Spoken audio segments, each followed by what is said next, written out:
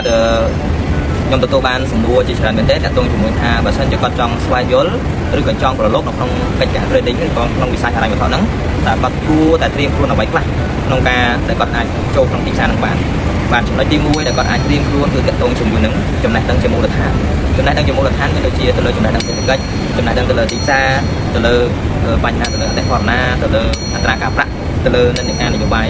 របស់ពិភពលោកបាទក៏ដូចជាព្រឹត្តិការណ៍ផ្សេងៗអន្តរជាតិបាទហើយចំណុចទី2គឺតកតងជាមួយនឹងគោលដៅនិងយុទ្ធសាស្ត្រក្នុងការវិនិយោគរបស់គាត់ថាតើគាត់ចង់បានប្រាក់ចំណេញហ្នឹងគឺរយៈពេលវែងឬក៏ប្រាក់ចំណេញរយៈពេលខ្លីៗបាទចំពោះប្រាក់ចំណេញគឺយើងអាចចែក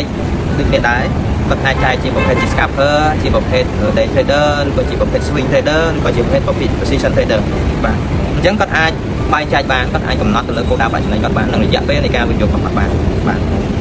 ចំណុចទី3គឺតាក់ទងជាមួយនឹងការគ្រប់គ្រងហានិភ័យថាតើគាត់ត្រូវគ្រប់គ្រងហានិភ័យទៅលើការចេញចូលទីផ្សាររបស់គាត់ដូចម្ដេចការគ្រប់គ្រងទៅលើដើមទុនទំហំនៃការចូលក្នុងទីផ្សារគឺច្រើនបំផុតអាច1ទៅ2%នៃការចូលទីផ្សារម្ដងបាទហើយចំណុចទី4តាក់ទងជាមួយនឹងការជ្រើសរើសទៅលើ broker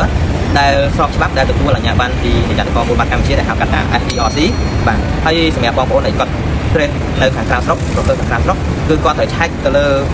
ស្ថាប័នដូចជា CFA ក៏ដូចជា